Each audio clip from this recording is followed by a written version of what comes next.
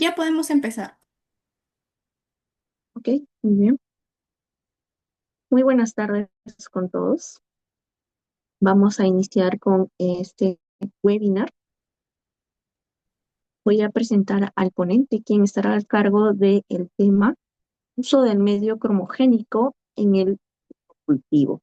Esta ponencia estará a cargo del docente de la segunda especialidad de microbiología, es el doctor Edgar González Escalante, doctor de la Facultad de Farmacia y Bioquímica en Microbiología con cum laude de la Universidad de Buenos Aires, Argentina. Magíster en microbiología, graduado de la Universidad Nacional Mayor de San Marcos, Lima, Perú. Tecnólogo médico de laboratorio clínico y anatomía patológica, graduado también de la misma universidad, con experiencia en investigación, en asistencial, docente y como conferencista, en asesorías en la implementación y organización de laboratorios de microbiología. ¿Ok? Su línea de investigación es la resistencia a los antimicrobianos, con especial interés en beta-lactamasas, epidemiología molecular y desarrollo de nuevos métodos de detección de resistencia. Actualmente es docente e investigador de la Facultad de Medicina Humana de la Universidad de Piura, miembro del Grupo de Investigación de Genética, Bioquímica y Epidemiología de la resistencia a los antimicrobianos. Y además docente de la Universidad Norbert. Adelante, doctor Edgar, puede comenzar. Muchas gracias. Buenas tardes con todos. Bien, en esta oportunidad voy a comentarles el uso de los medios cromogénicos en los procesos de urocultivo. Seguramente el que hace microbiología está bastante relacionado y conoce el urocultivo. Comencemos por el principio, las infecciones del tracto urinario. Se menciona que cerca del 50% de mujeres van a experimentar, por lo menos una vez en la vida, una infección urinaria. El microorganismo más importante relacionado con este tipo de infecciones va a ser la E. coli uropatógena, conocida como UPEC, que es causante de entre el 70 a 90% de las infecciones de tracto urinario comunitarias. Y las infecciones de tracto urinario van a ser la segunda causa de infección más frecuente en humanos y va a ser solamente superada por las infecciones de tracto respiratorio. Esto es para entrar a la infección. Pero esto viene a ser un diagnóstico clínico. Nosotros, tecnólogos médicos de microbiología, microbiólogos, lo que hacemos es un diagnóstico microbiológico, no clínico. Y para eso tenemos que tener en claro cuál es el rol del laboratorio de microbiología frente a las infecciones de tracto urinario. El rol básicamente tiene que ver con reducir la mortalidad y morbilidad a través de un diagnóstico microbiológico exacto y a tiempo que pueda además determinar la prueba de susceptibilidad a los antimicrobianos que permita dar el apoyo o el soporte al clínico para iniciar un tratamiento. Esto es lo que tenemos que hacer dentro de la laboratorio de microbiología. Para hacer esto, nosotros tenemos que contar con manuales de procedimientos microbiológicos. En este caso les voy a hablar del cultivo de orina o también llamado urocultivo. Entonces, al laboratorio de microbiología, ante una infección de tracto urinario, el clínico va a solicitar un cultivo de orina. A partir del cultivo de orina que llega al laboratorio, el microbiólogo tiene que ver si se trata o no de una bacteriuria significativa. Si hay una bacteriuria significativa, se hace la identificación y se hace el antibiograma, la prueba de sensibilidad. Pero, ¿qué cosa es una bacteriuria significativa? La primera pregunta que hay que hacernos. Es un concepto de laboratorio que está en relación al hallazgo de un número de bacterias que me pueda diferenciar una infección verdadera y no solamente una contaminación o colonización. Eso es lo primero. Históricamente, el punto de corte para decir que se trataba de una infección y no una contaminación es el punto de corte conocido como índice de Cass. El índice de Cass es del año 1956. Edward Cass hizo un estudio mujeres sintomáticas, gestantes, etcétera, donde dijo que si hay más de 100.000 unidades formadoras de colonia por mililitro de orina, se trataba de una infección, y si hay menos, se trata solamente de una colonización o contaminación. Es un punto de corte histórico. Sin embargo, hay muchas cosas que tener en cuenta antes de cerrarnos a ciegas y pensar ese punto de corte es el que vale. Hay que tener en cuenta, por ejemplo, cuál fue el método de obtención de orina, de lo que vamos a hablar más adelante. ¿Había o no había síntomas? Que es un tema que dentro del laboratorio de microbiología no siempre conocemos. Nosotros no vemos al paciente, no sabemos qué síntomas tiene, si tiene fiebre, si le duele aquí, si le duele allá, si le orina muchas veces, si le arde el orinar, no sabemos. Lo único que sí podemos confirmar es la presencia del único signo claro que podemos ver en la orina, que es la piuria, la presencia de leucocitos. Otro punto importante para entender la bacteria significativa tiene que ver con el género y la edad del paciente. No es lo mismo un varón que una mujer, no es lo mismo un recién nacido, un lactante, un niño, un adulto que un anciano. Categoría de la bacteria. Esta bacteria que hemos aislado en el urocultivo, ¿es un uropatógeno o no es un uropatógeno? Se aisló una bacteria, dos, tres, me refiero a una, dos o tres especies bacterianas. Entonces, todo eso hay que tener en cuenta antes de hacer la interpretación. Entonces, por eso cuando uno hace un cultivo de orina, no es solamente sembrar la orina, que crezca, mire si creció y reporto. Hay que hacer una interpretación. Y esa interpretación es importante conocer los datos que le estoy mencionando para poder hacer una correcta interpretación, y además hay cosas que van cambiando con los años. Y para eso es necesaria una constante actualización. Yo siempre digo que para tener el criterio microbiológico necesario para hacer la interpretación de los cultivos, no solo de orina, que es el cultivo que mayoritariamente llega a la laboratorio de microbiología, sino para cualquier cultivo, ese criterio microbiológico se logra de dos maneras. Uno es a través de la experiencia. No es lo mismo alguien que tiene recién un año en microbiología que alguien que tiene 20 o 30 años en microbiología. Y lo segundo tiene que ver con la capacitación constante. Puede tener 20 años en microbiología, pero hace 20 años hace lo mismo. Nunca cambió, nunca se actualizó. Entonces, la capacitación constante es importante. Por eso, aquel que recién egresa tiene que escuchar a la gente que tiene más tiempo trabajando, y la gente que tiene tiempo trabajando siempre tiene que estar actualizándose. Esas dos cosas son importantísimas en la interpretación de los cultivos. Esto de acá lo he tomado de un hospital nacional en relación a cuáles son los uropatógenos más frecuentes. Y en todos los casos vamos a tener que existen los llamados 6 uropatógenos más frecuentes. Estos 6 uropatógenos van a ser 3 gram positivos y 3 gram negativos. A veces se pueden mover un poco de lugar en el orden, ¿sí? E. coli nunca cambia, siempre está en primer lugar, los demás pueden moverse un poco. Vamos a tener como gram negativos a E. coli, Klebsiella pneumoniae y Protococcus mirabilis. Y vamos a tener como gram positivos a Streptococcus agalactiae, Enterococcus fecalis y Staphylococcus aureus.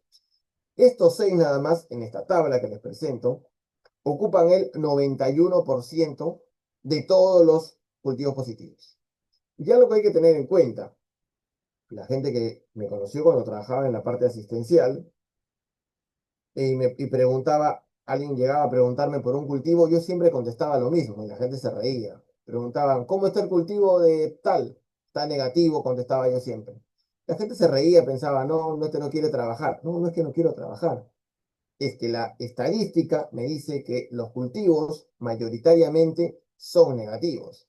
En este ejemplo que les muestro, de 11.000 urocultivos solicitados, solo 1.300 fueron positivos, lo que da una tasa de 12%. La tasa de positividad de un urocultivo varía entre el 10, 15, 18 de repente por ciento. Si es menos, seguramente estás subestimando los cultivos, y si es más, los estás sobreestimando, estás reportando cultivos que realmente no lo ameritaban. Entonces, en ese rango aparece. Si vamos a tener que yo tengo 15% de positivos, quiere decir que yo tengo 85% de negativos.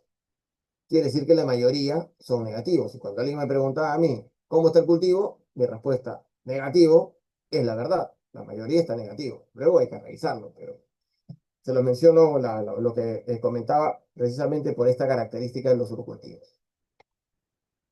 Entonces, el urocultivo tiene fases. Una primera fase llamada preanalítica, que tiene que ver con la recolección, el transporte, conservación y almacenamiento. Una fase analítica donde entra el examen microscópico, químico, la detección de la actividad antibacteriana, el cultivo en sí, la interpretación y la identificación de los uropatógenos. Y finalmente la fase posanalítica que tiene que ver con el reporte o el informe de los resultados. Pensando en la fase preanalítica, tengamos en cuenta la recolección, el transporte y el almacenamiento, como les digo yo. Entonces, en el momento de la recolección, es muy probable que exista una contaminación. ¿Por qué? Hemos mencionado que la mayoría, bueno, no sé si lo mencioné, se lo menciono ahora, la mayoría de infecciones se dan en mujeres. Entonces, la cercanía entre el meato urinario y la zona perianal hace que sea una zona altamente contaminada, con una microbiota propia, lo que puede generar rápidamente una contaminación. Entonces, la recolección de la muestra es muy importante. Y vamos a tener que la obtención de una muestra adecuada constituye la llamada piedra angular para un diagnóstico confiable. Si la muestra no se toma adecuadamente, lo que venga después ya no importa. Ya no importa por qué, porque el resultado es cualquier cosa. Entonces, la muestra puede obtenerse por métodos invasivos o por métodos no invasivos. Vamos al método invasivo, que se usa muy poco en realidad. Hace algunos años era común, especialmente en paciente pediátrico, la punción suprapúbica, se hacía una punción sobre la sínfisis del pubis, una aguja ingresaba directamente a la vejiga, se absorbía la orina y esa orina era cultivada. Entonces, evitábamos el paso por la uretra, por tanto, se evitaba la posible contaminación. El otro es el cateterismo vesical o la cateterización vesical, que es que en el momento que yo necesito obtener una muestra, se ingresa un catéter hasta la vejiga, se obtiene la orina y se retira el catéter. Dentro de los métodos no invasivos vamos a tener la llamada sonda vesical. La sonda vesical no es lo mismo que la cateterización. La cateterización es ingresarlo, sacar la orina y retirarlo. La sonda es una sonda que está colocada porque el paciente, por distintos motivos, no controla los esfínteres y está colocado con una sonda. A veces sucede con las personas postradas, con las personas mayores. La bolsa colectora, que vamos a hablar de ella en un momento, y la más común de todas es el llamado chorro medio. El chorro medio es el método no invasivo más utilizado. Sin embargo, tiene una tasa de contaminación que puede llegar hasta casi el 20%. Entonces, es de obtención fácil y sencilla, pero hay que tener una forma de colectarla sobre la cual hay que tener mucho cuidado. El lavado previo de las manos, la higiene de los genitales y algo que parece simple tiene que ver con en el caso de las mujeres, separación de los labios y en el caso de los varones, retirar el prepucio porque en la piel existe mucha microbiota propia, comensal, que está ahí metida. Entonces, esa puede contaminar la muestra. Si se quiere evitar esa contaminación, hay que retirar el prepucio en el caso de los varones y separar los labios en el caso de las mujeres. Y otro error común que se comete durante la explicación es que al paciente se le dice, el chorro medio, le dicen, orinas un poquito, aguantas y luego orinas acá en este frasco estéril. Ese ya no es el chorro medio, porque orinó, otra vez aguantó y comenzó a orinar. El chorro medio es empezar a orinar y sin detenerse colocar el frasco. Eso es el chorro medio verdadero. ¿Sí? Entonces, los datos del paciente son importantes, siempre van a ser importantes. No voy a entrar en el detalle de los datos del paciente, pero hay que saber el nombre completo, el momento de la toma de muestra, si el paciente de dónde procede, si está hospitalizado, si es comunitario, tiene o no tiene síntomas, etc. Bolsa colectora. Esto debe ser una tortura para todos los que hemos trabajado con muestras de orina de niños, ¿no?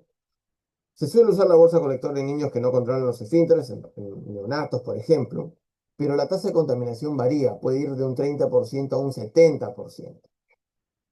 ¿Qué es importante tener en cuenta? Que el valor predictivo negativo es muy alto. ¿Qué quiere decir esto? Que si el cultivo de orina que se obtuvo la orina a través de la bolsa colectora sale negativo, seguramente el cultivo es negativo y ahí se terminó la historia. Pero Si el cultivo sale positivo de una muestra que obtuve con bolsa colectora, no sé, hay que confirmar, ¿sí? Se puede hacer por opción suprapúbica, categorización, es lo que dicen las guías, porque su valor predictivo positivo es muy bajo. Hay mucha posibilidad de contaminación. Ahora, ¿qué me sirve para entender? Que tenga síntomas, que no siempre lo ve el microbiólogo, que lo suele ver el clínico, o que yo pueda confirmar que exista, por ejemplo, el cultivo positivo y una prueba de nitrito positiva. La prueba de nitrito, ustedes la recuerdan, la han hecho seguramente con la tira, en la tira de orina. Entonces, la presencia de nitritos en la orina es un indicativo que existen bacterias que reducen nitratos a nitritos. Y eso ocurre en las infecciones. La sensibilidad de la prueba es alta, 100%, pero la especificidad puede ser muy baja. En todo el mundo consideran que las bolsas colectoras son muy poco fiables y no ayudan a la identificación de la infección del tracto urinario. ¿Cuándo tomar la muestra? Siempre le dicen al paciente, no, la primera de la mañana. Entonces la pregunta sería, ¿en la tarde no hay infección? ¿En la noche no hay infección? La recomendación de la primera de la mañana tiene que ver con el tema de la retención urinaria. La retención urinaria debe estar entre las 3 a 4 horas. ¿Qué quiere decir? No debe haber orinado entre 3 a 4 horas. ¿Para qué? Para que la orina se concentre y cuando se recolecte la muestra sea realmente representativa. Algo que a veces pasa, le digo yo por experiencia, con niños, es que el niño tiene que orinar y no tiene ganas. Si la mamá le compra agua y le hace tomar y tomar y tomar y tomar agua, finalmente eso es diluir la orina. Entonces los recuentos pueden disminuir. Eso tampoco es adecuado. El paciente idealmente no debe estar tomando antibióticos. Idealmente. Pero, ¿qué pasa a un paciente que está en la UCI? Le vas a decir al paciente de la UCI, no, quítale el antibiótico, porque si no, no le toma, no le proceso la muestra. No siempre se puede. Se debe suspender 3 a 5 días, sí, un paciente que se puede manejar. Pero los pacientes que necesitan tomar antibióticos simplemente, ¿está tomando antibiótico? Sí. ¿Cuál? Sí. ¿Cuánto tiempo? Listo. Lo anoto y lo tengo pendiente eso. Lo ideal es procesarlo inmediatamente, ¿sí? Llegar al laboratorio antes de la hora, procesarlo. Sin embargo, piensen ustedes que la gente obtiene la muestra de orina en su casa y vive, no sé, en Zapayal y se tiene que ir hasta el Hospital María Auxiliadora a dejar su muestra de orina. Solo Dios sabe por qué se va hasta el otro rincón de la tierra, pero a veces pasa, 2, 3 horas de viaje. Entonces, hay que tener en cuenta que la muestra de orina puede ser mantenida hasta 24 horas en refrigeración, no congelada, en refrigeración. A ver si se puede colocar en un cooler, con un gel pack, etc. Solo por 24 horas. Esa fue la parte preanalítica, ¿sí? Datos que hay que tener en cuenta, etc. Ahora vamos a la parte analítica. Hay un examen previo que es la parte microscópica. ¿Se puede hacer sedimento urinario? Sí. Yo les voy a comentar que cuando yo trabajaba en el hospital no teníamos una centrífuga en el laboratorio de microbiología, así que no hacíamos sedimento urinario. El otro problema con el sedimento urinario es que si no tienen estandarizado la lectura del sedimento urinario, por ejemplo, a qué velocidad centrifugan la orina, por cuánto tiempo, qué volumen mínimo de orina necesita, cómo debe ser el tubo en que centrifuga, en la laminilla de qué tamaño debe ser, y un montón de cosas que afectan el sedimento urinario, no va a ser fidedigno el resultado. Se menciona que en el sedimento urinario se considera piuria a un número mayor de 5 leucocitos por campo de 400, con el objetivo de 40. Puedes usar la llamada cámara cuentaglóbulos, ¿no? O sea, tu cámara de Neubauer que usaste cuando aprendiste hematología, puedes colocar y expresar el resultado en milímetro cúbico. Ahí es orina sin centrifugar y se puede colocar como piuria a partir de 10 leucocitos por milímetro cúbico. Es más, hay actualmente equipos automatizados para hacer examen completo de orina que te reportan los leucocitos, los hematíes, etcétera, por milímetro cúbico. Aquí viene un problema. Los médicos que tienen más antiguos, ¿no? Que no están acostumbrados, leen 10 leucocitos por milímetro cúbico, pero lo interpretan como si fuera por campo. sea, leen el término leucocito, ya no ven la parte del linfnocodio. Entonces, la presencia de leucocitos es un indicativo claro de una posible infección. Hay otras causas que pueden causar la leucocituria, pero consideremos que es causa de una posible, signo de una posible infección. A veces no tengo cámara, no tengo para hacer seguimiento, entonces, o no lo tengo estandarizado, puedo mirar directamente al microscopio y aquí el punto de corte sería 3 leucocitos por cámara. Sin embargo, yo considero y recomiendo que mucho mejor que un seguimiento urinario o contar en la cámara cuenta glóbulos es hacer la coloración de Gram, la tinción de Gram. Es rápido, es económico, va orientando más o menos el tratamiento empírico. Algo que es importante con el Gram es dos cosas. Uno, que los colorantes que utilices sean de buena calidad. A veces usan colorantes que ya parecen, ni la chicha morada colorea más que el cristal violeta, o sea, tan malo. Y cuando tienen que usar alcohol acetona como de colorante, es puro alcohol. Entonces no decolora nada. Entonces, los colorantes deben ser de buena calidad. Eso. Y lo segundo, siempre hay que hacer el control de calidad periódico de nuestros colorantes. Tras cierto tiempo se controlan los colorantes para saber si están colorando bien, para saber los tiempos. Porque yo ahorita les preguntaría, díganme ustedes cómo se colorea el Gram. Y van a comenzar, no, 1 minuto, no, yo le pongo 2 minutos, no, yo le pongo 30 segundos. Eso tiene que ver con la calidad del colorante y con el tipo de muestra que voy a colorear. Entonces, ¿cómo se hace esto? Esto es bastante simple, además hay que ahorrar. Tienes tu lámina, la divides, tac, tac, tac, tac, tac. Tienes para 10, entran, 10 orinas entran. Con el asa de 10 microlitros le pones una gota de orina. Colocas una gota de orina y la vas a colorear. Vas a diferenciar la forma, coco, bacilo, la agrupación, racimos, cadenas, parejas, la reacción al Gram, positivo, negativo. Y seguramente algunos de ustedes lo han hecho en algún momento, algunos lo hacen, o algunos dijeron, no, la verdad no me sirve de nada, porque cada que miro el microscopio no veo nada. Porque hay un error común. Bueno, ahí le falta el secretito del Gram de la muestra de orina.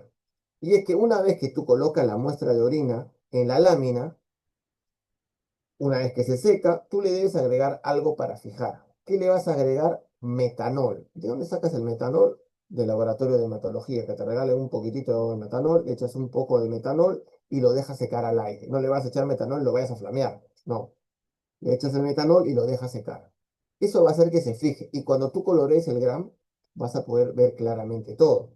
Es más, se menciona que si existe más de una bacteria por campo de inmersión, el recuento seguramente está por encima de los 100.000. Y cuando hagas esto que te estoy diciendo, de colocarle metanol para fijarlo y luego colorear, vas a tener todo muy claro. Leucocitos, Gram negativo. Leucocitos, cocos en racimo, Gram positivo. Leucocitos, cadenitas cortas. Leucocitos, levaduras. Es más, vas a poder ver, por ejemplo, en este caso, ¿qué son estos? Bacilos gram positivos. ¿Qué hacen los bacilos gram positivos en la muestra de orina? Seguramente es una orina que estuvo contaminada con secreción vaginal.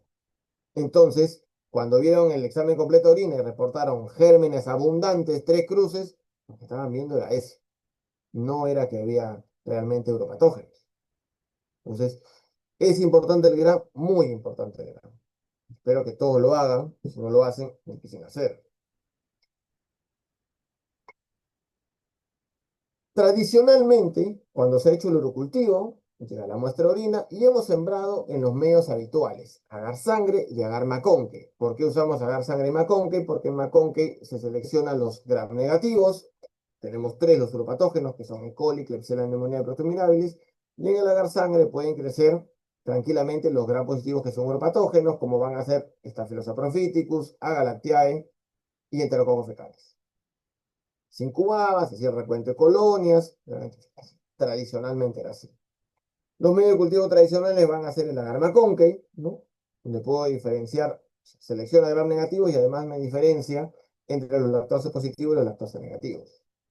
El agar sangre, donde además puedo ver hemólisis o no hemólisis, donde hago los recuentos, y un medio que quizás algunos conozcan, que es el agar CLET. El agar CLET es un medio que se inventó para los cultivos de orina. Se inventó para evitar este característico swarming que hace Proteus, que invadía el agar sangre. Bueno, para eso se inventó. Este CLET es cistina lactosa electrolito deficiente o deficiente en electrolitos. La deficiencia en electrolitos evita que Proteus haga swarming. Porque, ¿qué pasa, no? Seguramente ustedes dividen sus placas, ¿no? En 8 seguramente, en 6, en 4. Vamos a poner que lo hacen en 2, para no ser exagerados. Siembran acá una muestra y acá una muestra en el agar sangre. Pero acá pues tienen un Proteus y acá tienen un enterococo. ¿Qué va a pasar con Proteus? Va a invadir toda la placa. ¿Vas a poder recuperar el enterococo? Ya no. El Proteus te desgració la vida. Y en el McConkey no va a crecer. En cambio aquí no tiene inhibidores, crecen positivos, negativos, no hace suave. Hasta hace un tiempo era un buen medio para utilizar para los fluorocultivos. Sin embargo, ninguno de estos medios, por separado o en combinación, ayuda a la identificación de los posibles uropatógenos. Hay que siempre hacer pruebas adicionales, etcétera, etcétera. Otra cosa, lo voy a mencionar muy cortito, tiene que ver, que es importante en el urocultivo, tiene que ver con la llamada prueba de Partes, así me la enseñaron y así siempre digo que se llama, no se llama realmente así, la presencia del antimicrobiano residual o el poder antimicrobiano residual tiene que ver con la presencia de algún inhibidor, algún antimicrobiano dentro de la orina, no necesariamente antibióticos, algún otro medicamento, planta, te tomaste tu moliente con ruda y con paico, no sé, algo que hayas tomado para lo cual se necesita una cepa indicadora que es el Bacillus subtilis, Bacillus subtilis ATCC 6633. ¿Y qué cosa vamos a hacer? Vamos a preparar una suspensión bacteriana como si fuéramos a hacer un antibiograma, vamos a hisopar la placa, luego la vamos a dividir en cuadrículas para cada día y en cada cuadrícula vamos a colocar una gotita de orina. Ahora, esto no está estandarizado 100%. Algunos utilizan y ponen, hacen un disco de papel filtro con su perforador y lo ponen acá como si fuera un disco. Algunos colocan 10 microlitros. La verdad que en mi experiencia yo coloco una gotita con el asa de 1 microlitro. Termino la siembra, si uso sangre macón, que si uso cleto, si uso microcromogénicos, que voy a hablar en un momento, después de sembrar una gotita aquí. Y luego se tiene que interpretar. Ahora les voy a mostrar cómo es la interpretación, pero quiero mencionar que si la prueba es positiva, se coloca, se detectó activante microbiano en la orina. Y algo para mencionar es que hasta el 10% de las orinas van a ser positivos a la prueba de Partes. ¿Cómo se interpreta? Acá tenemos 28 orinas de un solo día. Vemos que en la 8, en la 16, en la 18 y en la 25 se ha formado un halo. Esas orinas seguramente tenían alguna sustancia inhibitoria, algún tipo de antimicrobiano que evitó el crecimiento de bacilos. Entonces, de esta manera, esto es importante también en la interpretación, porque si yo tengo un recuento bajo de colonias y esto me sale positivo, digo, hay un recuento bajo, ¿por qué? Porque está con antimicrobiano. Esto es importante en la interpretación. ¿Qué cosa pasa a veces? Ustedes siembran la orina, ¿no? Estos sí son medios cromogénicos, y lo que se suele ver es esto. Miren, en la parte inicial, que es donde pones el inóculo mayor, miren, no hay crecimiento. ¿Por qué no hay crecimiento? Porque aquí hay antimicrobiano. Esto también se condice con lo que acabo de decir, ¿no? Si acá te sale así, debería haber antimicrobiano. Esto es algo que pueden observar ustedes seguramente en su placa cuando siembran. Y esto lo menciono porque la verdad a mí me incomoda mucho los laboratorios que ofrecen urocultivo con removedor de antibióticos, que es algo que realmente no existe. ¿Sí? Entonces, si hay antibiótico en la orina, que puede existir un urocultivo falso negativo, un recuento bajo de colonias, un resultado tardío que de repente son las 24 son los 48 horas. Pero algunos utilizan los frascos de hemocultivo para sembrar la muestra de orina. ¿Qué hacen? Agarran la orina y la meten en el frasco como si fuera sangre. ¿Qué volumen pusiste? No, no. Yo puse 1 mililitro. No, yo le puse 2. No, yo le puse 3. Ya. ¿Y quién estandarizó eso? Para la orina hay que hacer recuento. O sea, tengo que hacer un punto de corte, infección, colonización. Si yo meto la orina acá y así haya una E. coli, esta E. coli se va a multiplicar, porque está en un caldo. Esto va a sonar cuando la bacteria se haya multiplicado. Entonces realmente no estoy haciendo ningún recuento. Listo, no está estandarizado, no hago recuento de colonia. El frasco de hemocultivo se diseñó para muestras de sangre, donde la concentración de la orina, perdón, la concentración de antibióticos en la orina es hasta 1000 veces más que la concentración de antibióticos en sangre. Esos removedores que tiene, que pueden ser actualmente resinas, remueven la concentración de antibiótico que suele estar en sangre, no en orina. Entonces esto no sirve. Ahora sí, entrando un poco ya a la parte del medio cromogénico. ¿Cómo se hace la siembra? Tengo la muestra de orina frente al mechero, destapo el frasco, homogenizo, no lo voy a chocolatear para formar espuma, simplemente lo homogenizo, introduzco mi asa, solamente el aro y nada más que el aro. Generalmente voy a utilizar el asa de 1 microlitro o el asa de 0,01 mililitro. Estas asas pueden ser hechas en el laboratorio, compradas, las que son de nicrón, de alambre, o pueden usar las asas descartables. También habría que hacer un control de las asas. Hay que controlar si realmente toman el volumen, eso también en otro momento se podría discutir. Y luego se va a sembrar, ¿no? Estría para hacer el recuento. Si el método por el que se obtuvo la muestra es no invasivo, o sea, chorro medio, bolsa colectora, uso el asa de 1 microlitro. Y si el método por el que obtuve la muestra de orina fue un método invasivo, como punción suprapúbica o cateterización, se usa el asa de 10 microlitros. Hasta lo que acabo de mencionar hace un momento. Y en el caso de métodos invasivos se puede dejar inclusive hasta 48 horas de incubación. ¿Sí? ¿Cómo se hace el recuento? Cada asa me está dando el valor de una dilución, va a ser 1 en 1000 o 1 en 100, y el número de colonias lo multiplico según el asa que utilicé, lo multiplico por 1000 si usé el asa de 1 microlitro, lo multiplico por 100 si usé el asa de 10 microlitros. Los recuentos se hacen siempre en medios no selectivos, a sangre, a ANCLET o medio cromogénico, no en el McConkie, siempre en los medios no selectivos. Ahora sí, entrando a los medios cromogénicos. Estos medios cromogénicos han llegado, como quien dice, para quedarse. En muchos lugares a la gente le cuesta cambiar, ¿no? Estos medios cromogénicos no es que tengan, no sé, 2 años en el mercado, ¿no? En el Perú deben estar hace 10 años o más, pero no todos los laboratorios lo quieren utilizar. Hay un artículo bastante interesante publicado en Argentina sobre la resistencia, no de las bacterias, sino del personal microbiólogo en usar medio cromogénico. Porque, como diría alguna vez mi profesor Ishihara, los paradigmas de la vida son difíciles de cambiar. La gente no quiere cambiar. La gente está tan acostumbrada a usar maconque y sangre que no cambia. Y otro tema tiene que ver con que no lo entienden. Si no, esto no, en el maconque, la bacteria fermenta lactosa, el medio se acidifica, el indicador de pH cambia y listo. Acá, ¿por qué cambia de colores? ¿Por qué hay tantos colores distintos? Como no lo entienden, no lo quieren usar. ¿Cómo funcionan estos medios cromogénicos? ¿Cómo funciona el medio cromogénico para orinas?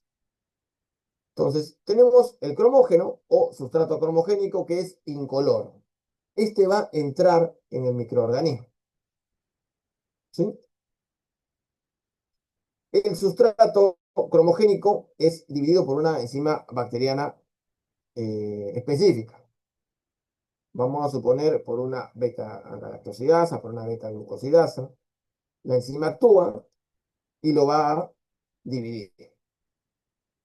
¿Qué va a pasar? Que se va el cromóforo, queda libre después de la reacción enzimática. El cromóforo se oxida y forma un dímero con otro. Y esto va a producir un precipitado.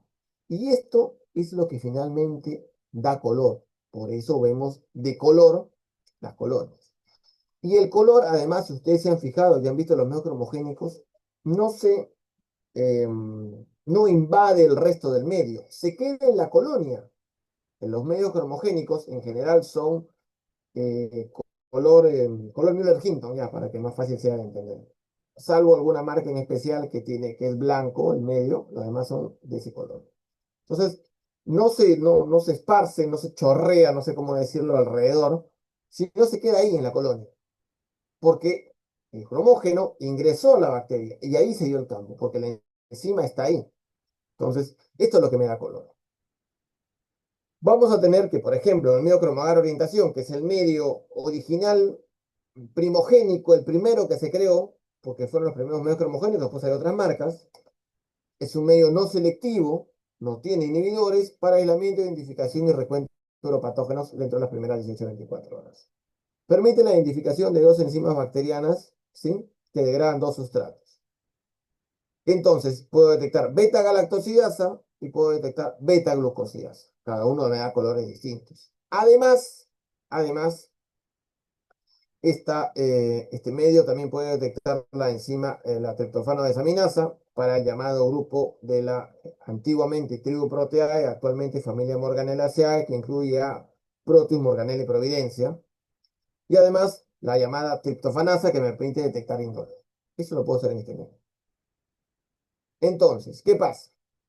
La actividad de la beta-galactosidasa se da ¿en quién? En E. coli, por ejemplo. ¿Sí? Y la sustancia química que tiene es el 6-cloro-3-indoxil beta de galactopiranósido. La enzima beta-galactosidasa va a degradar esto y lo va a dar de color rojo. El enterococo tiene beta-glucosidasa. La beta-glucosidasa es la misma enzima que degrada la esculina. Cuando hacemos el tubo de bilis esculina, es la misma enzima. ¿Y qué va a degradar? El 5-bromo-4-cloro-3-indoxil beta de glucopiranósido. Y se va a ver de un color medio turquesa. Sin embargo, hay bacterias como Klebsiella, Enterobacter, Serratia, Citrobacter, que tienen las dos enzimas. Entonces me va a dar de un color que es una mezcla entre este turquesa y este rojo y me da un color más o menos azul. Miren ustedes cómo se ve E. coli, roja, Klebsiella pneumoniae de azul metálico y el enterococo de un color turquesa, color enfermera, a veces le digo yo. Algunos me dicen a mí que ven a E. coli de color morado. Eso pasa porque algunos tienen otras marcas del medio cromogénico donde tienen un fondo medio blanco y a veces dicen, no, se ve medio morado. Bueno, ya que se ve rojo, ya, pero sobre los colores, sobre gustos y colores, no han escrito los autores. Entonces, la muestra, sembrada con masa calibrada en el medio cromogénico, luego de su extensión de grande, su prueba de partes, se va a hacer el recuento de colonias y tranquilamente lo puedo identificar o si se necesita pruebas adicionales, se van a hacer. Me puede crecer positivos, negativos, etc. O me puedo salvar de gastar en los medios automatizados. Por ejemplo, en el medio cromogénico, en el agar cromogénico, el E. coli se va a ver de color rojo oscuro. E. coli, listo. Bien. Azul metálico voy a obtener a Klebsiella, Enterobacter, Serratia, el grupo que es azul metálico. Con un halo de color marrón a nuestros amigos de la tribu Proteae o familia Morganelaceae, Proteus, Morganella, Providencia. De un color rojo fucsia o rojo más bajito, vamos a tener Staphylos saprophytes. De azul turquesa, vamos a tener a enterococo, bueno, acá se me movió un poco, disculpen ustedes, y el Streptococcus galactiae se va a ver de un color azul claro, de un color celeste, bajito. Así se van a ver. ¿Cuáles eran los 6 uropatógenos más importantes? E. coli, Klebsiella pneumoniae, Proteus mirabilis, Staphylococcus saprophyticus, Enterococcus fecalis, Streptococcus galactiae. ¿Puedo identificar los 6 uropatógenos con el medio cromogénico? Sí. Si yo quiero confirmar que es una E. coli, porque para mí ya está, pero si lo quiero confirmar, voy a hacer una prueba del spotting dot. Para lo cual necesitan un papelito, pero no van a usar su reactivo habitual, que es su reactivo de COVAX, ¿se acuerdan? Para ver el indol, que contiene paradimetilamino-benzaldehído, que da de color rojo. No, porque esto ya es rojo. O sea, algunos se confunden. Entonces pueden usar el paradimetilamino cinamaldehído, que me va a dar un color azul. Para confirmar, de aquí, sin una prueba adicional, miren, vamos a ver esto, que se trata de una E. coli. Este es el reactivo, se agrega una gota, un papelito, como si fueran a hacer una prueba de oxidasa, por los que han hecho oxidasa en papelito y no han usado las tiritas comerciales. Luego con un palillo van a tomar un poquito de la colonia y la van a colocar en el papel. ¿Qué cosa van a ver? Que se pone de color azul. ¿Qué cosa quiere decir esto? Que la prueba es positiva. ¿Sí? La prueba es positiva. Simple, sin ninguna complicación, vamos a tener que la prueba es positiva. Para todas las que son E. coli, va a salir la prueba positiva. Sin embargo, si te sale negativo, ahí habría que hacer identificación bioquímica convencional o equipo automatizado. Eso es la realidad. Con el grupo, ¿qué es? La colonia azul oscuro. Tengo que confirmar qué cosa es. Lo más probable es que sea Klebsiella pneumoniae, sí, pero puede ser otras. Ah, ¿me tengo que soplar toda la batería bioquímica? No, solamente necesitas hacer dos tubos. Lía y mío. Lía, lisina carboxilasa positivo y en el mío todos negativos, Klebsiella pneumoniae. Lisina carboxilasa positivo y solo indol positivo, Klebsiella oxito. Cloacae, lisina carboxilasa negativo, ornitina carboxilasa y movilidad positivo, Serrate marcense, Citrobacter fremdis, Citrobacter cocceri, todo lo puedo ver. Solo dos tubos, ¿ah? No todos, citrato, TCI, no, solo dos tubos. Por el otro lado, tenemos a las que tenían halo marrón, al grupo Proteus Morganella Providencia. Dos tubitos nada más, TCI y mío. Para ver el indol, la ornitina carboxilasa y la presencia de hidrógeno sulfurado en los Proteus que no tiene Morganella Providencia. Fácil y sencillo. Pruebas adicionales para complementar. Si es un azul turquesa, sospecho enterococo, confirmo, bilis esculina. Si quiero saber especie específicamente, le agrego telurito de potasio o arabinosa. Azul claro o celeste, Streptogalactiae, prueba de campo, una prueba para confirmar. Rojo fucsia, rojo rosadito, Staphylococcus saprophyticus, la prueba de resistencia a la biocina. Listo. Pero ¿qué pasa si me sale incoloro? Bueno, si me sale incoloro, lo primero que hay que hacer siempre, gram. En el gram, si me sale un bacilo gram negativo, le haré primero oxidasa para ver si es posible pseudomonas y luego mi bioquímica completa o un equipo automatizado. Si sale un coco gram positivo, le haré primero catalasa. Si es positivo, por ahí me he lado la coagulasa. Si es negativo, por ahí puede ser un streptopiógenes inclusive. Recuerden que esto no es un sangre. Si es una levadura, por ahí le haré un tubo germinativo o lo pasaré al medio cromogénico de levaduras o ya la forma que utilicen para la identificación. ¿Es común que aparezcan las incoloras? No. Miren ustedes. Un día de trabajo, 32 orinas. En la mañana, solo en la mañana llegaron 32 orinas. ¿Cuántas fueron positivas? 1, 2, 3, 4, 5, 6, 7 positivas. 7 de 32, más o menos, ¿cuánto es? 20% aproximadamente, ¿verdad? Bueno, entonces, este 20%, ¿qué son todas? De este color rojo. E. coli. Todas son E. coli. Y con E. coli no hay pierde. No hay pierde con el E. coli. ¿El cromogénico te sirve para el E. coli? Bien, fácil, sin complicaciones. Miren que casi... La minoría va a ser Klebsiella pneumoniae, Proteomirabis o las otras cosas raras. Pero yo no me voy a poner a discutir, porque no me es que lo justo me apareció a mí una Pantoea aglomerans. ¿De dónde te va a salir?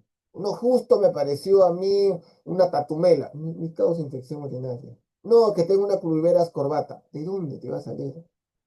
La mayoría es E. coli. Entonces pensemos en E. coli. Lo demás es importante diferenciar, sí, Klebsiella, Proteus, etc. Pero la mayoría de lejos va a ser E. coli. ¿Qué beneficio tiene el medio cromogénico? Identificación a nivel de género, sí. Y especie en E. coli. En algunos casos se ve la identificación en E. coli, por ejemplo. Resultado en 24 horas, eliminan las necesidades de subcultivos. En un solo medio puedo hacer la identificación y el recuento. Colores especiales que se ven en el medio cromogénico. Serratia marcescens, se dan cuenta que no es un azul metálico, se dan cuenta que no es turquesa. Dícese que Serratia marcescens es como el grupo, es de color aguamarina. Se reconoce. Citrobacter freundi, azul, pero tiene un halo alrededor de qué color? Rojo, lo reconoces. Proteus vulgaris, no todos, pero la mayoría, tienen el halo marrón y miren qué color es, medio turquesita. Proteus vulgaris. Entonces yo puedo identificar también aquí las cosas raras que aparecen. Hay contaminantes. Miren, el lactobacillus, que puede ser, como les mencionaba yo, en el caso de la contaminación con secreción vaginal puede aparecer. Miren cómo se ve. Lactobacillus, lo van a reconocer, ¿no? Celestito. Lactobacillus también puede ser medio azul. Pueden aparecer disteroides, algunas especies con enterobacterium, en coagulación negativa de color blanco. Inhibe el swarming de Proteus, que les comenté un momento que a veces pasa. Lo inhibe, no se hace aquí. Entonces tiene varios beneficios. Otra cosa importante en los cultivos mixtos. Tú lees tu maconque y tú ves, lactosa positivo.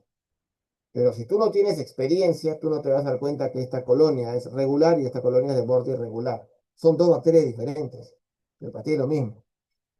Si hubiera usado cromogénico, te hubiera dado cuenta que esta colonia es pequeñita, de color rojo, son E. coli, y esta de color azul, con un halo alrededor un poco rojo, son Citrobacter fructi. Lo puedes diferenciar. Y ahora vas a encontrar la mayor cantidad de cultivos mixtos, que no veías tú solamente en el maconque. Miren ustedes la colonia, se puede diferenciar. Acá también. Entonces, en el medio cromogénico, una sola placa, identifico por color, puedo hacer pruebas de confirmación, puedo hacer un PIR si tengo plata para enterococo, la prueba de Indol. Ya no me ahorro las múltiples placas, me ahorro subcultivos, me ahorro los equipos automatizados, el API, el Bytec, el Phoenix, el Malditoff, etc. Para las orinas de rutina, siempre va a haber algo raro que puede aparecer, pero es la minoría. Fortaleza, el color se queda dentro de la colonia, como les decía, el color puede estar 24 o 48 horas, no se va. En la conca ya saben que se pierde. Debilidad de los medios de cultivo tradicionales, la acidez, como les decía, producida por el indicador de pH es difuso, invade el medio, se puede perder, no es estable en el tiempo, y puede haber interacción con otras colonias. Ustedes pueden ver que cuando están muy amontonadas las colonias, se pierde la acidez, que invade el color a otra colonia, eso es una complicación. Miren los colores del medio que les dije yo que es el original, pero aquí hay algo que, si ustedes se fijan, ya han sido observadores y han estado atentos a lo que yo les decía, no cuadran. E. coli roja, Klebsiella azul, Proteus a lo marrón, Enterococo turquesa, Streptococo galactea celeste y Staphylococcus saprophyticus blanco, incoloro. ¿Por qué? Dice que Saprophyticus debe tener un color rosa opaco de pequeño tamaño. Sin embargo, en nuestro país, la mayoría de Staphylococcus saprophyticus son beta-galactosidasa negativa, lo que hace que no tenga color porque no tiene la enzima. Lo que tiene la enzima cambia, la otra no va a cambiar. Estos son los dos, son saprofíticos, mira, resistentes a la biocina. Esto se lo comentó algún reconocido microbiólogo, que no he sido yo, al dueño, gerente de Cromogar. ¿Sí? Le dijo, mira, esto nos pasa acá. Fotos, ta, ta, ta, ta. Ah, mira, qué interesante. Entonces, en manual ahora dice que la mayoría de cepas de Serratia plumut, es raro esto de encontrar, pero acá miren estos. Algunas cepas de Staphylococcus saprophyticus pueden convertirse o pueden cambiar, porque esta es la traducción que hace la misma página de Cromogar, en colonias de color crema. Entonces, esto ya aparece en el manual, antes no aparecía. Entonces la gente decía, no, el Cromogar me engaña. No, no te engaña, es que no tenía beta-galactosidasa. ¿Cómo se informa? Si el cultivo es positivo, se pone el recuento de colonias, tantas colonias conté, ¿no? Y el uropatógeno. Si tengo más de uno, pongo el recuento de uno, el recuento del otro. Si está negativo, no pongo cultivo negativo. Negativo de acuerdo al asa que utilicé. Negativo menos de 1000 colonias, negativo menos de 100, porque la ilusión fue 1 en 1000 o 1 en 100, dependiendo del asa. Negativo con 1 en 1000 o negativo 1 en 100. Eso es importante tener en cuenta. Y ya para ir terminando, en las enterobacterias comunitarias, ¿no? El manual te dice que tú deberías utilizar máximo 6 discos. Bueno, yo le voy a poner acá 7 en la foto para que lo vean.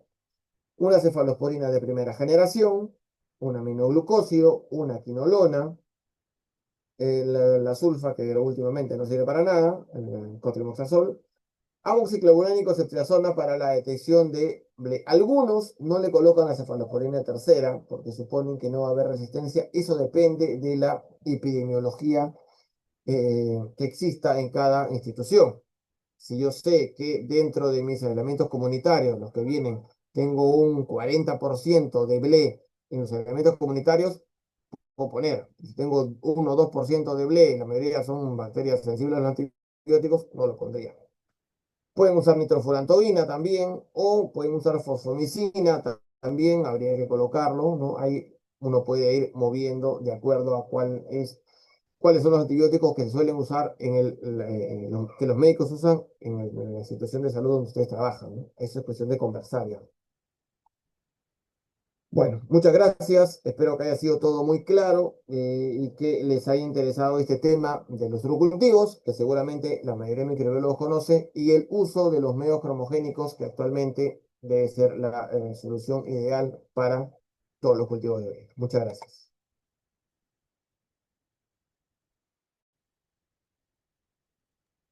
Bien, muchas gracias, doctor Edgar González, por su excelente ponencia.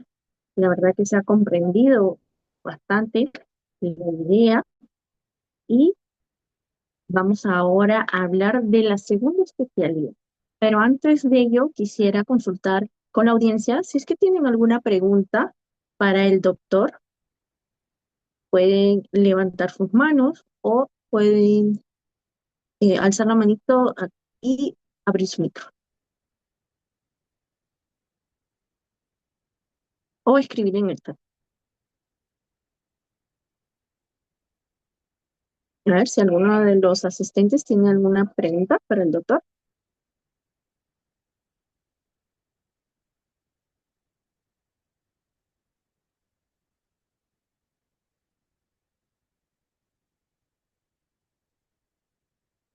Bueno, por ahí si se animan a alguna pregunta la pueden escribir en el chat si desean.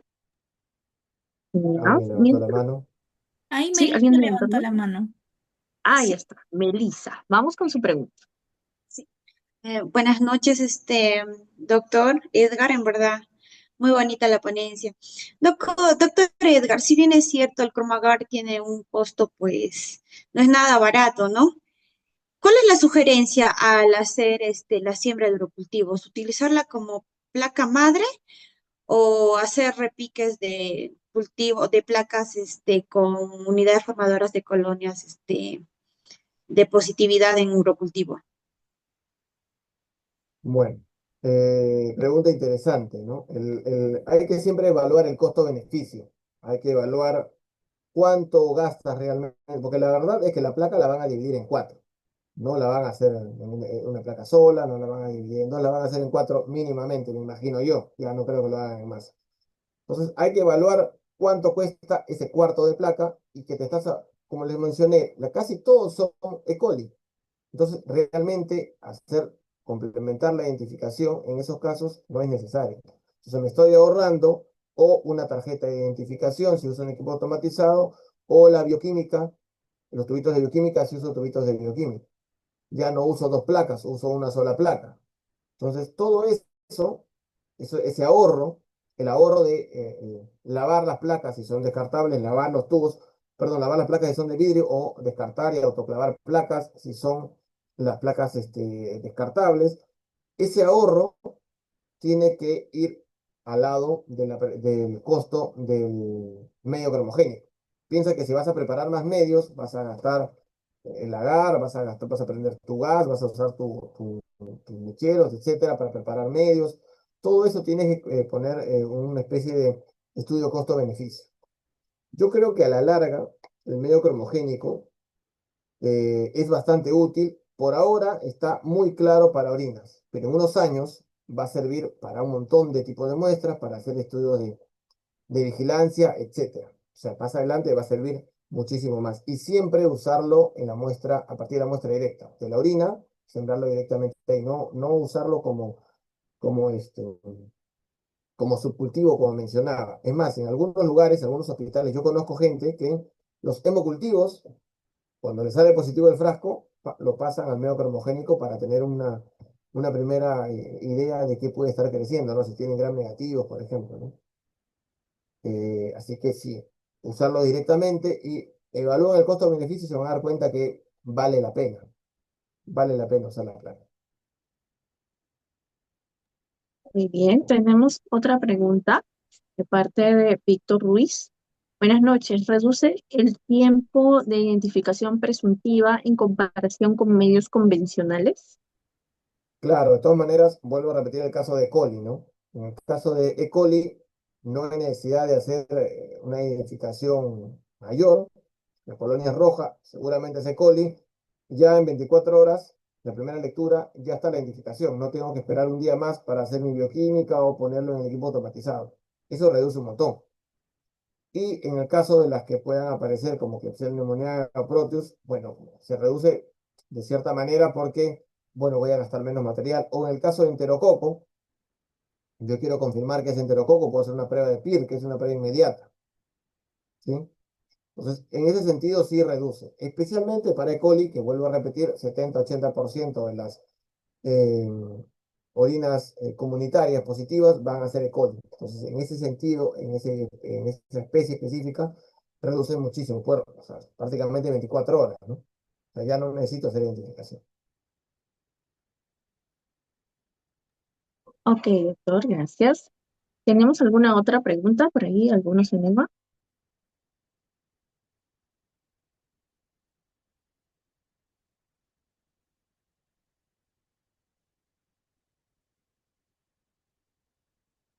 Ok, bueno, por ahí, si se animan alguna pregunta, pueden escribirla en el chat. Muchísimas gracias, doctor, por su ponencia. Excelente, se ha comprendido totalmente. Y bueno, nos vemos ya en la segunda especialidad, pero a ver, vamos a ver qué nos dice. Tenemos, acá nos dice, ¿qué limitaciones tiene en infecciones urinarias polimicrobianas? En realidad, el uso del medio cromogénico ha hecho que más laboratorios se den cuenta que hay más infecciones polimicrobianas de lo que había antes, porque no lo podíamos diferenciar, ¿no? Eh, Cuando usábamos solamente McConkey, como les comentaba en el ejemplo, era un lactosa positivo y nada más. Ahora, hasta 2 gérmenes pueden ser causantes de infección. Ya 3 o más, seguramente esa es una contaminación, pero hasta 2 gérmenes funciona. Y en comparación con el método medio tradicional como McConkey o CLET, lógicamente el medio cromogénico puede diferenciar de un color E. coli de otro color Klebsiella, o de un color E. coli de otro color Enterobacter cloacae o enterococo. Entonces me permite ver qué pasa si yo tengo un recuento mayor a 100.000 de coli y en ese mismo encuentro unas cuantas colonias metiditas por ahí de enterococo. Pero el recuento no es significativo, no le hago caso al enterococo, solamente me preocupo por E. coli. Entonces me permite contar y me permite diferenciarlos, ¿no? Entonces ha ayudado mucho, no es una limitación, al contrario, es una ventaja el usar los medios cromogénicos para la identificación de las infecciones polimicrobianas, ¿no? Eso ha mejorado bastante, cosa que antes no se tenía. Bien, doctor, muchas gracias. Bien, ya no hay más preguntas. Vamos ahora entonces a hablar de la segunda especialidad. ¿Ok? Les voy a comentar acerca de el plan que tenemos. Bien, segunda especialidad en microbiología, lo tenemos aquí en Viner, cuyo propósito es educar líderes que transforman el mundo. La misión es transformar vidas formando líderes innovadores, éticos y globales. La visión es ser la universidad referente por su prestigio, proyección internacional y el éxito de sus profesionales. Tenemos valores como integridad, responsabilidad, respeto y, por supuesto, la superación. ¿Qué nos marca de diferencia a Wiener de otras universidades que también cuentan con esta segunda especialidad? Bueno, nosotros contamos con 4 estrellas QS referentes a la calidad de enseñanza y a la calidad de profesorado y a sus recursos educativos.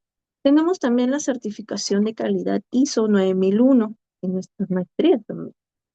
Más de 27 años formando profesionales líderes, más de 15 años de experiencia como posgrado, al aprendizaje práctico en centros de simulación avanzada. También contamos con una oferta académica integral, maestrías, segundas especialidades, diplomados, programas de especialización y educación ejecutiva. Tenemos compromiso con la investigación. Tenemos publicaciones en Scopus, WUS, Cielo y Latindex. Tenemos profesores especialistas e investigadores reconocidos. Tenemos experiencias globales con convenios con 6 países. Tenemos semanas internacionales y tenemos clases espejos. ¿Sí? Ahora, específicamente en la segunda especialidad de microbiología. Tenemos una excelente plana docente como el ponente que acabamos de tener, el doctor Edgar González, parte de la plana docente. ¿Ok? Modalidad, ofrecemos una modalidad 100% online. Es decir, el estudiante que se encuentre en cualquier parte del país a poder conectarse a su clase. Las son sincrónicas. ¿Ok? Formación integral.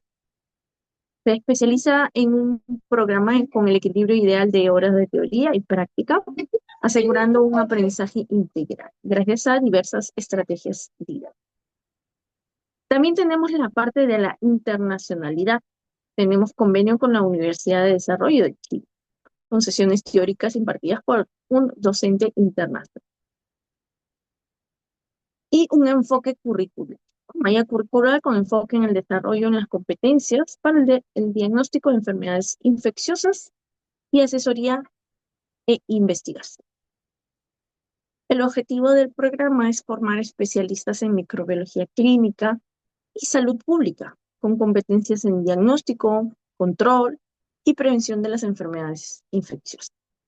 Fortalecer la vigilancia epidemiológica y el abordaje de la resistencia antimicrobiana. Tenemos también potenciar la gestión de calidad en laboratorios clínicos para garantizar procesos eficientes y resultados confiables. Fomentar la investigación aplicada para el desarrollo de métodos diagnósticos, terapias y estrategias innovadoras en el área de salud. Dirigido a tecnólogos médicos de laboratorio clínico y anatomía patológica. La metodología que se utiliza aquí en Wiener son métodos de casos clínicos, aula invertida y la educación virtual, el e-learning. ¿Qué competencias y habilidades vas a adquirir como especialista en microbiología? Bueno, abordarás y resolverás problemas de salud causados por microorganismos, analizando e interpretando resultados con sentido crítico y rigor científico. Vas a generar conocimiento científico con innovación, liderazgo y difundiendo tus hallazgos en beneficio pues, de la sociedad. Vas a asesorar en proyectos científicos, tecnológicos y de inversión, aportando tu experiencia en microbiología en todos los sistemas de salud. Vas a actuar como un educador, consultor del equipo de salud, formando recursos humanos de alto nivel en microbiología. ¿Con qué título te vas a recibir? Bueno, título de especialista en microbiología, a nombre de la Universidad Norbert Wiener. ¿Cómo lograrás esto? Aprobar todos los cursos, haber asistido al menos un 90% de las clases del programa, sustentar y aprobar su tesis o trabajo acá. El plan de estudios, bueno, está conformado por un año de estudios, 3 ciclos, ¿ok?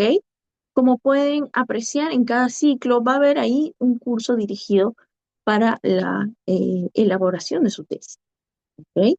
haber un curso. Y finalmente, en el tercer ciclo, como pueden ver, está el curso de trabajo de investigación. Es decir, dentro de los estudios que ustedes van a llevar en cada ciclo, se va a ir conformando esta tesis, ¿no? Proyecto y luego.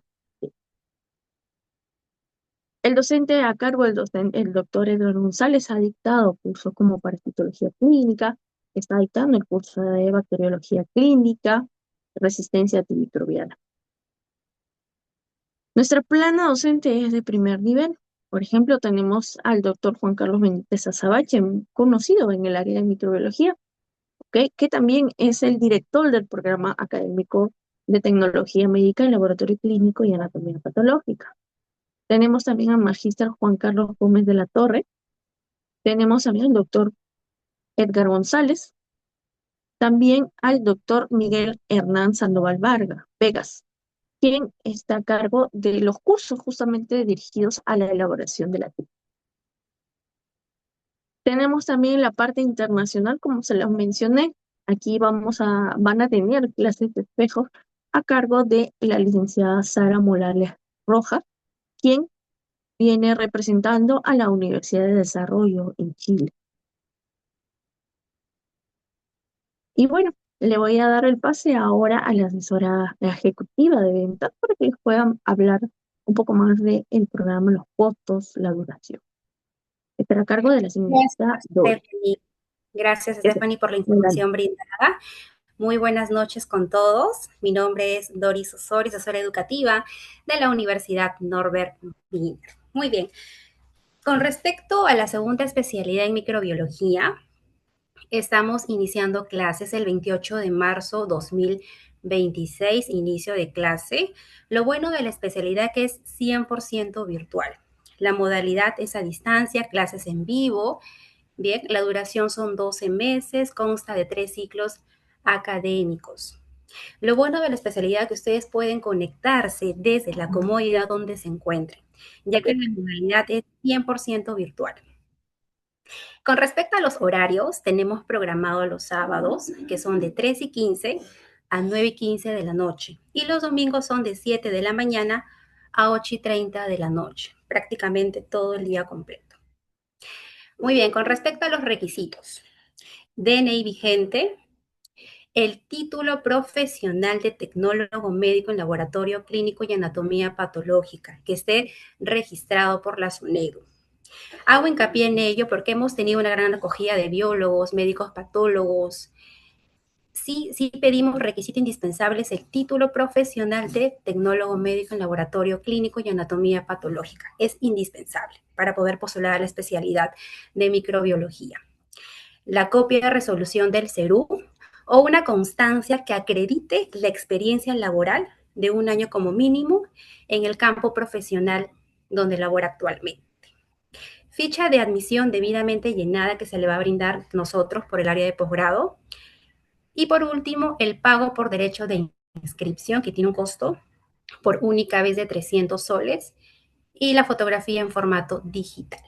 Para el proceso de admisión hay una entrevista profesional directamente con la coordinadora académica, la doctora Stephanie Valenzuela. La entrevista es previa coordinación tanto con el postulante y con la doctora.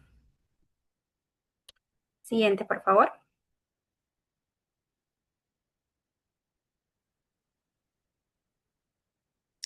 Muy bien, con respecto a los costos. La inversión total de la especialidad en microbiología es de 13.284. Hay un costo de inscripción de 300 soles por única vez para poder programar su entrevista profesional. La entrevista es previa coordinación, como lo mencioné. Hay un costo de matrícula por cada inicio de ciclo de 300 soles y la inversión total de la especialidad es de 1.007. Es el costo total durante los 12 meses que dura la especialidad en microbiología. Bien, y contamos también con un financiamiento en 14 cuotas de 863, que no le estamos generando ningún tipo de interés. Ya sea lo puede financiar en 12 o en 14 cuotas. Pero tenemos un lanzamiento con un 20% de descuento el día de hoy. ¿Qué quiere decir? Los que cuenten con la habilidad profesional vigente del Colegio de Tecnólogo Médico en Laboratorio Clínico, tanto para los egresados de la Casa de Estudio de Binder, cuentan con un 20% de descuento. El costo total de la especialidad sería de 860.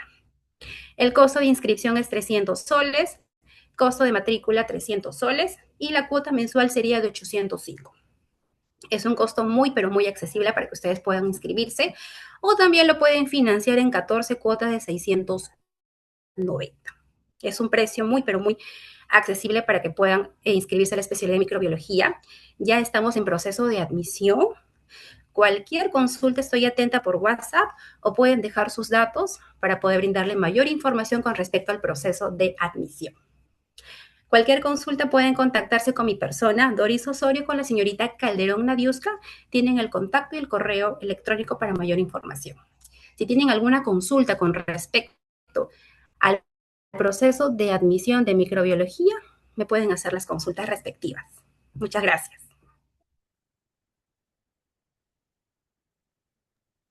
Muy bien, muchísimas gracias, Doris.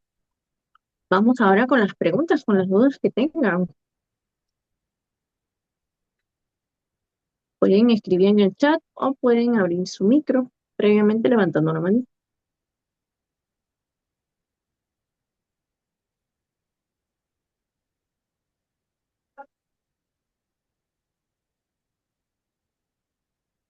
Por favor, tomen nota o tomen un pantallazo aquí, el contacto, para que puedan recibir toda la información, ¿ya? Para que se inscriban a la segunda especialidad. Recuerden que iniciamos 28 de marzo.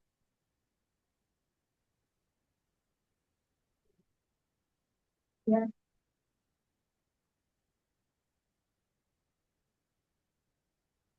A ver, dice acá, ¿cuánto tiempo es la demora de poder sacar el título? Ya que en otra universidad aún no puedo.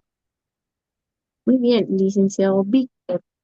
Eso en realidad depende de usted, ¿no? Yo mencioné que dentro de la malla van a tener cursos dirigidos a la elaboración de su tesis. Entonces, si usted de verdad aplica la elaboración de su tesis dentro de los cursos, terminado este año, usted estaría listo para sustentar la sustentación y luego de eso entregan el título una vez que ha aprobado la sustentación.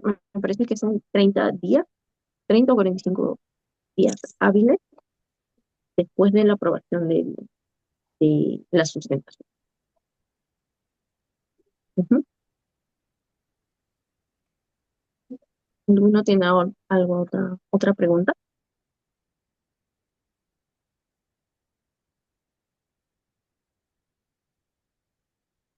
Recuerden, pueden escribir en el chat o pueden abrir su micro.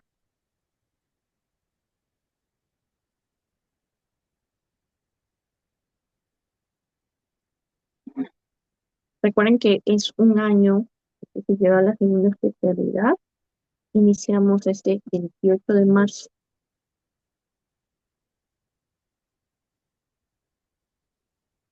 En el chat también se está colocando, por favor, el link para que registren su asistente. ¿Ya?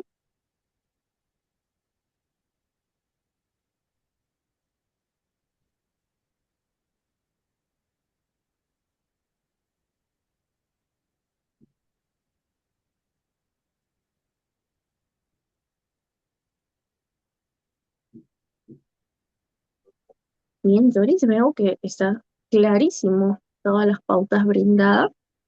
Estimados licenciados, entonces los esperamos para la segunda especialidad de microbiología.